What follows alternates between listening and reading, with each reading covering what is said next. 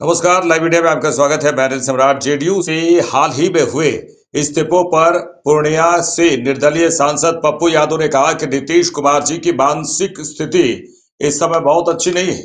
उनकी पार्टी में 90% नेता एससी एसटी के खिलाफ हैं, लेकिन बीजेपी से जुड़े हुए हैं।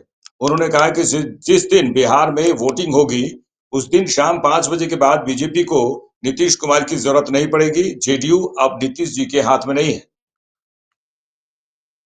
देखिए, एक तो हम द्वितीय नास्तिक। नीतीश कुमार कल भी सेकुलर थे, आज भी हैं, कल भी रहेंगे। लेकिन नीतीश कुमार जी का जो स्वस्थ है, जो मानसिक स्थिति है, वो बहुत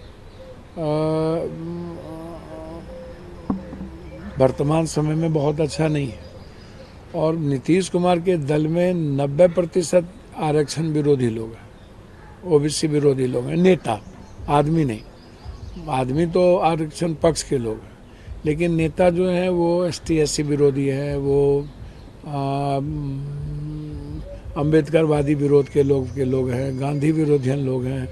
वो बीजेपी के साथ दूध मिश्री के तरह मिले हुए हैं। आप इसको समझिए, और इसको समझना होगा आपको। चंद्रबाबू नायडू की स्थिति देखिए, तो जो स्थिति जदयू को लगातार तलाक के मुद्दे पर या अन्य मुद्दों पर भी देखिए, एग्रेशन जो उनके नेता सदन में बोलते हैं, लगता है बीजेपी से ज़्यादा एग्रेशन में वही है।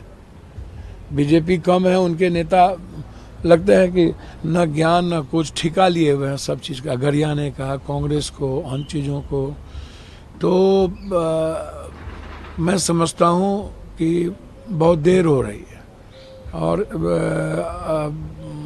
यदि कोई नेता बच भी जाए जदयू में, मुस्लिम या कोई ऐसे लोग, तो आप एक बात समझिए कि इस निर्णय से उन्होंने अपना अंतिम कील ठोक लिया। बीजेपी ने अपना एजेंडा तय कर लिया। आप इसको समझिए, बीजेपी को खत्म करना था चंद्रबाबू नायडू को, तो उनको भी उन्होंने खत्म कर दिया कि अब तुम जाओगे कहाँ। नीतीश कुमार जी को फिनिश करना है। देखिए, जिस दिन वोटिंग होगा बिहार में 5 बजे के बाद नीतीश कुमार जी की जरूरत बीजेपी को नहीं है।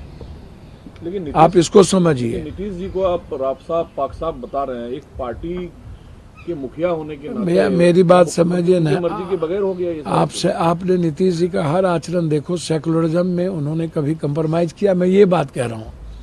मैं फिर कह रहा हूँ कि आज नीतीश जी व्यक्तिगत तौर पर एज ए मैन आज भी वो सेकुलर है, मैं उस पर सवाल खड़ा नहीं कर सकता। लेकिन जो स्थिति है, अब नीतीश कुमार जी के हाथ में जदयू नहीं है। आप समझिए, जदयू कहीं और शिफ्ट कर चुका है, जो बीजेपी की पूरी आइडियोलॉजी उनके साथ है। ये जो 2 नेता इस्तीफा दिया है भैया, ये तो लेट आए, ये तो लेट आए, बहुत देर हो गया, दुरुस्त आए। लेकिन मैं कह रहा हूँ कि एक भी ऐसे लोग जो ईबीसी के हैं, जो ओबीसी के हैं, जो माइनॉरिटीज के हैं, जो बुद्धवादी और अंबेडकरवादी सोच के हैं, उनको जदयू में अब रहने का कोई जगह नहीं है। क्योंकि वहाँ कंप्लीट रूप से आरक्षण विरोधी लोग, वहाँ पर कंप्लीट रूप से जाति जनगणना विरोधी लोगों का कब्जा हो चुका है। नीतीश कुमार जी अब जो ईबीसी के बड़े नेता हमारे हैं, अब वहाँ ईबीसी की बात होती ही नहीं है। वहाँ बात बस सिर्फ बीजेपी की होती है, बीजेपी आइडियोलॉजी की होती है। इसको चलिए आगे बढ़ेंगे। लोकसभा में वक्फ संशोधन विधेयक पारित होने पर संयुक्त संसदीय समिति के अध्यक्ष और बीजेपी सांसद जगदम्बिका पाल ने कहा कि इस संशोधन से गरीब और जरूरतमंद लोगों को फायदा मिलेगा। अभी इसका फायदा किसी गरीब को नहीं मिल रहा है। वक्फ की संपत्ति को बेचते रहे हैं, आज इसमें बहुत बड़ा सुधार का काम हुआ है। अब देश की वक्फ की संपत्ति को पंजीकरण होगा। इस बिल को लाने का खास उद्देश्य था कि इसकी संपत्ति का सही इस्तेमाल हो और गरीबों को फायदा मिले। ये एक नया अध्याय शुरू हो रहा है, इसका स्वागत करना चाहिए। इस विधेयक का समर्थन देश के धर्मगुरु भी कर रहे हैं। ये वक्फ के संशोधन विधेयक का एक बहुत बड़ा रिफॉर्म है। एक वाकिफ जिस मंशा से वक्फ को करता है कि हमारी इस प्रॉपर्टी को हम गॉड के नाम पे, अल्लाह के नाम पे वक्फ कर रहे हैं और इस वक्फ की आमदनी से गरीब को, पसमानदा को, खवातीन को, अनाथ को, बच्चों को, महिलाओं को, विधवाओं को इसका फायदा मिलेगा। तालीम में या उनके हेल्थ में या और मदद मिलेगी। लेकिन इस वक्त से अभी पूरे देश में न कहीं कोई यूनिवर्सिटी बनाई गई, न कोई मेडिकल कॉलेज बनाया, न इंजीनियरिंग कॉलेज बनाया और उसका फायदा कहीं किसी एक गरीब को नहीं मिल रहा है। और वो वक्फ का फायदा केवल मुतवल्ली, और वक्फ वंस इज ए वक्फ इज ऑलवेज वक्फ। और फिर भी उस वक्फ की प्रॉपर्टी जो गॉड के नाम पे किसी ने वक्फ किया उसको भी बेच दे रहे हैं, उसको भी खुर्द-बुर्द कर दे रहे हैं, मुतवल्ली हो, केयरटेकर्स हो, वक्फ बोर्ड के जुड़े हुए अहलकार हो। तो आज उसमें एक बहुत बड़ा सुधारवादी कदम है। अब देश की वक्फ की प्रॉपर्टी को रजिस्टर्ड किया जाएगा इस कानून के दोनों सदनों में पारित होने के बाद 6 महीने में। वामसी पोर्टल भारत सरकार के अल्पसंख्यक मंत्रालय पर डाला जाएगा। इसके रख रखाव के लिए बोर्ड को और सुव्यवस्थित किया जाएगा। उस बोर्ड के साथ साथ उसके इनकम की ऑडिट करेगी सीएजी के द्वारा नियुक्त किए हुए ऑडिटरों के द्वारा। तो इस सरकार का ये अमेंडमेंट का खास उद्देश्य था कि वक्फ की प्रॉपर्टीज का ठीक से उसका एडमिनिस्ट्रेटर हो और उसके इनकम का फायदा गरीब मुसलमान को मिले। अब आज ये कांग्रेस पार्टी हो, समाजवादी पार्टी हो, डीएमके हो, तृणमूल कांग्रेस हो, किस तरह से विरोध कर रही है। ये कह रही कि भाजपा मुसलमानों में डिवीजन करा रही है। तो इसका मतलब है कि अगर इस विधेयक से गरीब मुसलमान को, पसमानदा मुसलमान को, महिलाओं को वक्फ बोर्ड में अगर हम वहां पे मेंबर बना रहे हैं, जो अभी तक वक्फ में न महिलाएं थी और न पसमानदा, न ओबीसी, न गरीब, तो ये तो एक नया अध्याय शुरू हो रहा है कि उस वक्त में सबका सहभागिता, सबकी हिस्सेदारी होगी। तो इससे तो एक वेलकम करना चाहिए। लेकिन आज इस वक्फ के संशोधन का अगर विधेयक देश के माने जाने धर्मगुरु अजमेर शरीफ के सज्जादा नसीन नसरुद्दीन चिश्ती अगर वो बिल का समर्थन करते हैं, पसमानदा महाज के अध्यक्ष बिल का समर्थन करते हैं, तो ऐसे धर्मगुरुओं को इमरान मसूद कांग्रेस के सांसद दलाल और गालियां दे रहे हैं। और इसके बाद राहुल गांधी चुप हैं। राहुल गांधी उस पर कोई कार्रवाई नहीं कर रहे हैं।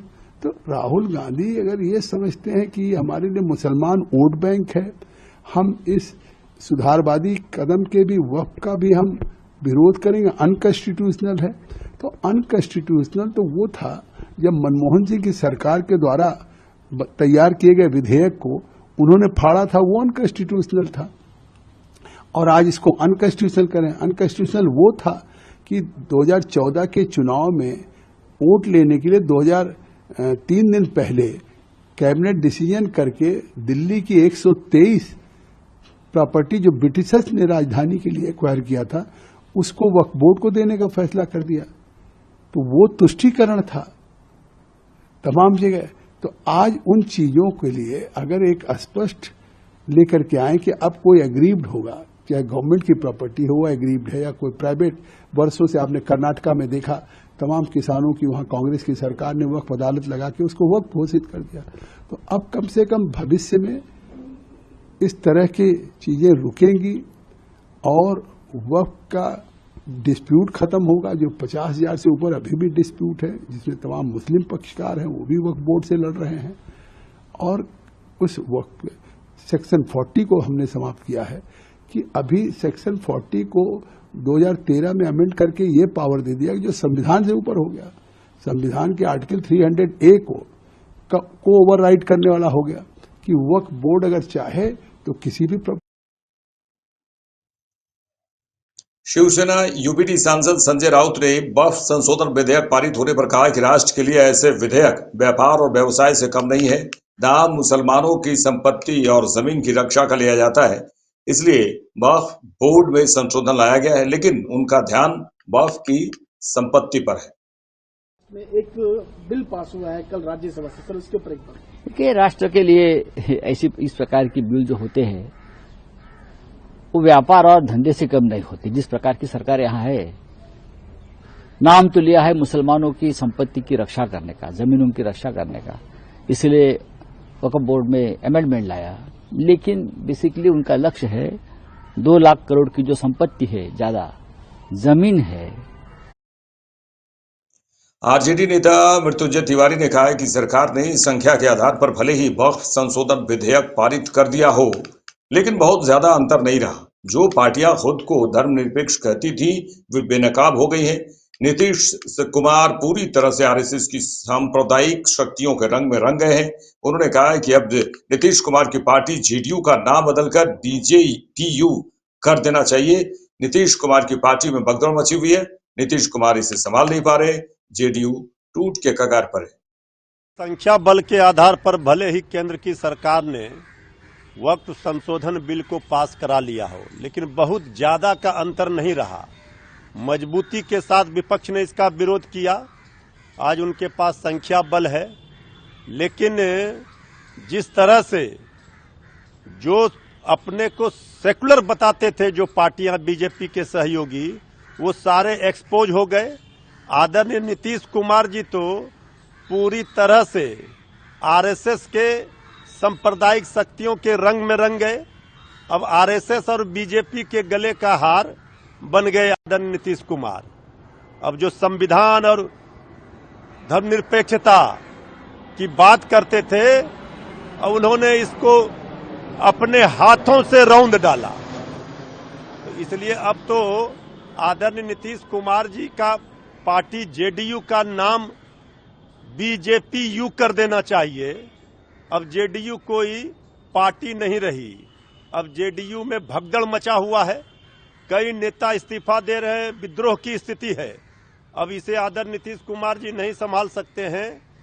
बीजेपी में जो लोग जेडीयू के बीजेपी में घुसे हुए हैं, वो सारे अब आरएसएस और बीजेपी के ही जेडीयू को बना चुके हैं। इसलिए अब बिहार में आदरणीय नीतीश कुमार जी का जो राजनीतिक पूंजी था, जिन्होंने कभी बीजेपी के नेताओं के सामने से खाना का पत्तल खींच लिया था, जिन्होंने आदरणीय मोदी जी के कारण बीजेपी का साथ छोड़ा था, आज वो पूरी तरह से अपना पूरी राजनीतिक पूंजी समाप्त कर दिए कुछ लोगों के चक्कर में। आदरणीय नीतीश कुमार जी पूरी तरह से गड़बड़ाए हुए हैं। इसका लाभ जो चंद लोग हैं बीजेपी माइंडेड, वो पूरी पार्टी को, जेडीयू को समाप्त करने में लगे हैं। कई मुस्लिम नेताओं ने पार्टी छोड़ दी है, क्या लगता है और भी आगे ये संख्या बढ़ेगी जेडीयू में? जेडीयू में भारी भगदड़ होने वाली है और जेडीयू बहुत जल्द विखंडित हो जाएगा। जेडीयू टूट के कगार पर है। अब जेडीयू के कई नेताओं ने इस्तीफा दिया है। अभी कई लंबी फहरिस्त है, इस्तीफा देने के कगार पर हैं, लाइन में लगे हुए हैं। तो जेडीयू की तेजस्वी यादव जी लगातार कह रहे थे कि जेडीयू समाप्ति की ओर है। अब जेडीयू पार्टी और चलिए आगे बढ़ेंगे। केंद्रीय मंत्री गिरिराज सिंह ने कहा कि मैं समझता हूं कि जिन लोगों ने नागरिकता कानून के समय देश के आम गरीब मुसलमानों में भ्रम फैलाया, शाहीन बाग बनाया, वही लोग आज भ्रम फैला रहे हैं। लोगों ने देखा कि किसी की नागरिकता नहीं गई। लोग अब देखेंगे कि यह वक्फ संशोधन विधेयक गरीब मुसलमानों और महिलाओं के जीवन में मुस्लिम समुदाय के लिए कितना उपयोगी है। जो लोग आज तक लूट रहे थे, उन्हीं को ज्यादा तकलीफ है। मैं समझता हूं कि नागरिकता कानून में जो लोग देश के आम गरीब मुसलमानों में भ्रम पैदा किया था, शाहीन बाग बनाए थे, वही लोग भी आज भ्रम फैला रहे हैं। लोगों ने देखा किसी की नागरिकता नहीं गई, उसी तरह लोग देखेंगे गरीब मुसलमानों के जिंदगी में, महिलाओं के जिंदगी में, विधवाओं के जिंदगी में कैसे मुस्लिम समाज के लिए ये उपयोगी होता है। जो आज तक लूट रहे थे उन्हीं को तकलीफ ज्यादा। कांग्रेस पार्टी का वक्फ संशोधन विधेयक पारित होने पर उत्तर प्रदेश सरकार में मंत्री जयवीर सिंह ने कहा कि जिस प्रकार से सीएए के बारे में भ्रम फैलाया गया, तमाम दिनों तक भ्रांति रही। आज सभी जान गए कि देश से कितने मुसलमान निकले। ये विधेयक और जल्दी समझ आ जाएगा, क्योंकि इससे वक्फ संपत्ति के निजी इस्तेमाल पर विराम लगेगा। लोगों को जल्द समझ आ जाएगा कि यह बिल उनके हित में है। गरीब मुसलमान इसका स्वागत करेगा। अभी आदरणीय मोदी जी लें, भारतीय जनता पार्टी लें, उसमें भी उनको केवल विरोध करने के लिए विरोध करते हैं। और निश्चित रूप से ऐसी टेंडेंसी बन गई है कि भाजपा को हवा दिखा करके, उसका डर दिखा करके अपने जो मुस्लिम वर्ग है, अन्य वर्ग है, उनको उकसा के भड़का के अपने वोट बैंक को मजबूत करने का प्रयास करते रहते हैं। मैं समझता हूं कि जिस तरीके से सीएए के बारे में फैलाया गया, तमाम दिनों तक भ्रांति रही, आज सब लोग जान गए, कितने मुसलमान देश से बाहर निकल गए, सब लोगों को पता है कि कितने लोगों के खिलाफ कार्रवाई हो गई। ऐसे ही ये जो बिल है, ये तो और जल्दी समझ में आ जाएगा, क्योंकि वक्फ बिल को जो लाया गया है उसमें गुणवत्ता, पारदर्शिता, कतिपय लोगों के अवैध तरीके से उन संपत्तियों को अपने निजी स्वार्थ में इस्तेमाल करने की गतिविधियां, इन पर विराम लगेगा। और इन संपत्तियों से जो भी मंशा वक्फ की है कि गरीब मुसलमान को उनके हितों के संरक्षण के लिए उपयोग हो, वो पारदर्शिता से, गुणवत्ता से हो सकेगा। और मैं समझता हूं कि वो दिन दूर नहीं, हफ्ता भर लगेगा। 2 ही दिन में जो आप लोगों के द्वारा, मीडिया के द्वारा, हाउस में बहस के द्वारा लोगों की समझ में आया है कि 2 ही दिन में कि ये हम लोगों को भ्रांति फैलाई जा रही है, गलत तरीके से उकसाया जा रहा है। ये बिल हम लोगों के हित में है और आम गरीब मुसलमान इसका स्वागत करेगा, ऐसा मुझे बीजेपी सांसद हेमा मालिनी ने भारतीय अभिनेता और फिल्म निर्देशक मनोज कुमार के निधन पर कहा, यह बहुत दुख की बात है कि अब मनोज कुमार इस दुनिया में नहीं है। उनके साथ बहुत अच्छी यादें हैं।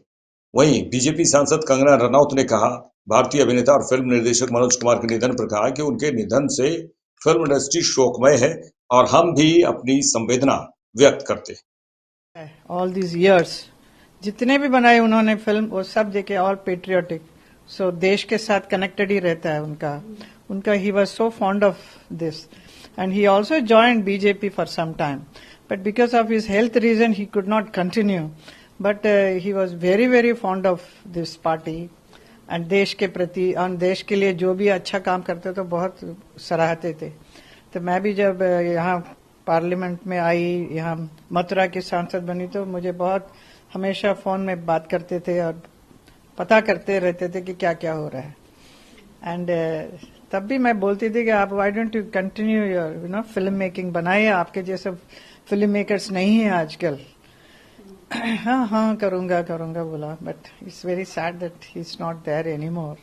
उनके साथ इतना beautiful memories are there working with him, such wonderful films, first started with Sanyasi, उसमें कितने अच्छे अच्छे गाने थे ना। so, गाना पिक्चराइज करने में भी ही वॉज एन एक्सपर्ट, उनको मालूम है कैसा प्रेजेंट करना है हीरोइन को, ऐसा एक डायरेक्टर थे वो। एंड जो भी फिल्म मैंने किया, अगर दूसरा भी डायरेक्टर होगा तो वो सिर्फ नाम के वास्ते होते हैं, क्योंकि he himself used to be directing. खुद को बहुत ही शौक था फिल्म मेकिंग में, और मेरे साथ 4 पिक्चर मुझे करने का अवसर मिला, सन्यासी, देन 10 नंबरी, देन क्रांति एंड 1 फिल्म संतोष। वो पता नहीं वो रिलीज हुआ वो भी, लेकिन इतना पॉपुलर शायद नहीं हुआ, it's not release properly, but I have very beautiful memories with him and also so many other films, what ever जितने भी उन्होंने बनाई है, बहुत ही बढ़िया फिल्म्स है। मनोज कुमार जी जो बहुत हमारे वेटरन और एक तरह से भारत कुमार के नाम से जिन्हें जाना जाता था, एक ऐसे कलाकार जिन्होंने देशभक्ति अपने फिल्मों के द्वारा एक हर भारतीय में जो है देशभक्ति का भाव और भावना जगाई। तो सारा जो हमारी फिल्म इंडस्ट्री है, ऐसे कलाकार के निधन पर बहुत ज्यादा शोकमयी है और हम भी अपना शोक व्यक्त करते हैं और हम यही प्रार्थना करते हैं कि भगवान उनकी आत्मा को शांति दे। दिल्ली के मुख्यमंत्री रेखा गुप्ता ने कहा कि मुख्यमंत्री बनने के बाद मैं पहली बार दिल्ली विश्वविद्यालय के कैंपस आई हूं। मुझे बहुत खुशी हो रही है कि मैंने उस विद्यालय से शिक्षा ली जिसका दुनिया में इतना नाम है, जिसे हम कह सकते हैं कि हिंदुस्तान का सबसे प्रतिष्ठित संस्थान है। उन्होंने कहा कि आज मैं इस कैंपस में खड़े होकर कह सकती हूँ कि दिल्ली विश्वविद्यालय का जो नाम दुनिया में है उसे और बढ़ाना है और पूरी दिल्ली में शिक्षा व्यवस्था को इस स्तर पर लाना है ताकि हर एक बच्चे को स्कूल से लेकर कॉलेज तक बेहतर शिक्षा मिले।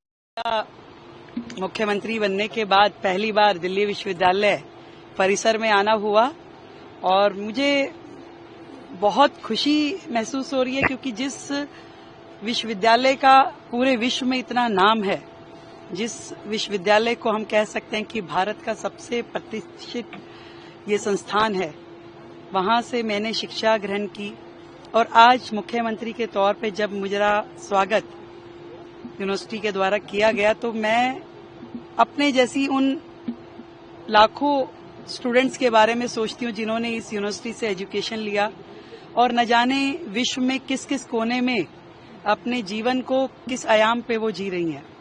मैं आज इस परिसर में खड़े होकर के इतनी बात कह सकती हूँ कि दिल्ली विश्वविद्यालय का नाम जो विश्व में है, इसे और बढ़ाना है और पूरी दिल्ली में एजुकेशन सिस्टम को इस स्तर पे लेके जाना है ताकि हर एक बच्चा जो एजुकेशन उसको स्कूल से लेके कॉलेज तक की, यानी केजी से पीजी तक का जो उसका एजुकेशन सिस्टम में उसे सहयोग मिले, वो बेहतर होना चाहिए और जीवन में उसको एजुकेशन के नाम पे कहीं दिक्कत ना आए, ये हमारा प्रयास रहेगा।